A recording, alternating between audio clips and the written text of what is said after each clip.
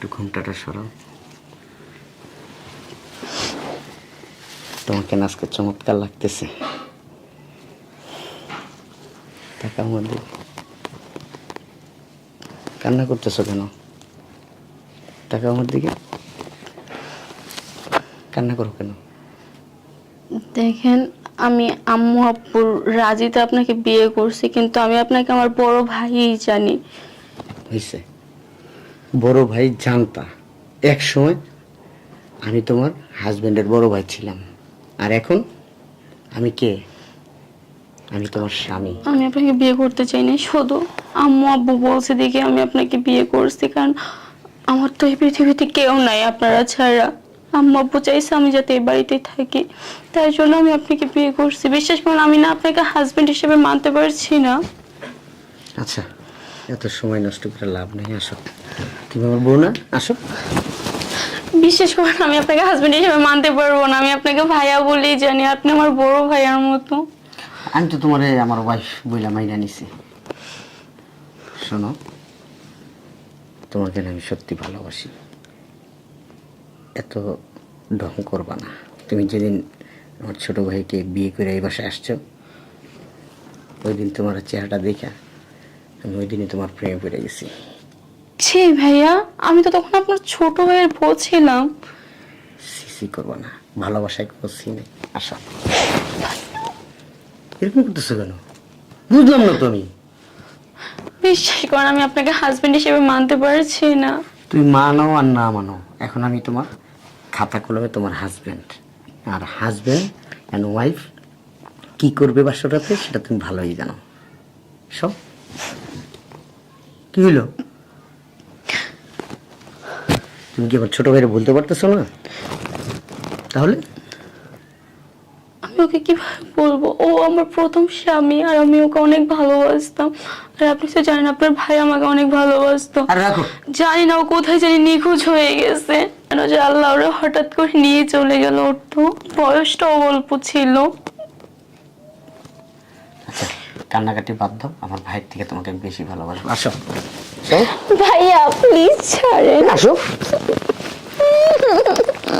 আসো, এরকম করবো না প্লিজ, এরকম করবা না। এরকম করলে কিন্তু দেখো সমস্যা হবে। আসো আসো আসো। বুঝলাম না, এইটা কি? শোনো, তোমাকে ভালো ভালো বলতেছি, যদি রাজি না থাকো তাহলে কিন্তু তোমার সমস্যা হবে। আসো আসো আসো।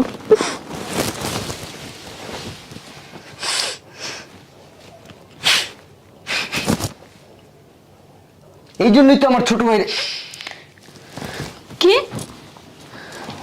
আপনার ছোট ভাই কি করছেন? আপনি কি হয়েছে বলেন ভাইয়া, কি হয়েছে বলেন? আপনার ছোট ভাইকে কি করছেন? আপনি যদি সত্যি সত্যি বলেন যে আপনার ছোট ভাইয়ের সাথে কি হয়েছে, আমি কিন্তু আপনাকে হাজবেন্ড হিসেবে মেনে নিব। সত্যি সত্যি বলতেছি। আপনি একটাবার বলেন যে আপনার ভাইয়ের সাথে কি হয়েছে। প্রমিস। প্রমিস, আমি আপনাকে হাজবেন্ড হিসেবে মেনে নিব, আমি প্রমিস। ওই যে আমার ছোট ভাই, একদিন তুমি ওই রুমে শুয়েছিল, ওই ডাইনিং রুমে।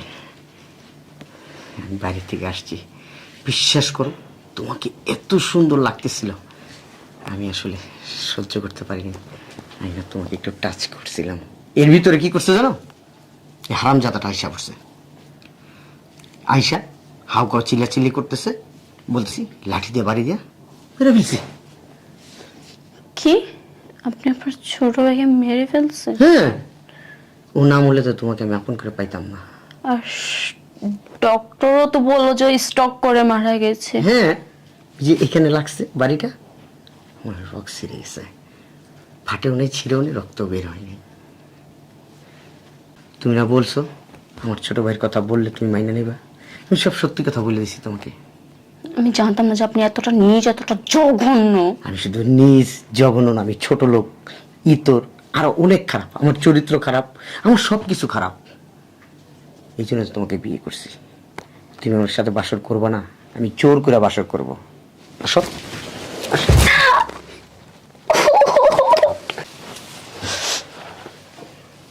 কি কিভাবে কি নিতে হয় আমি জানি, জোরাজোরি করে সব কিছু করতে হয়।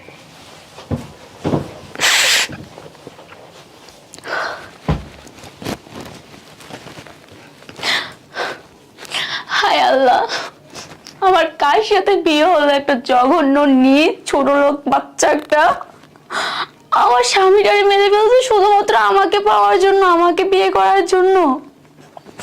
হে আল্লাহ, তুমি আমাকে কোথায় এনে ফেললা?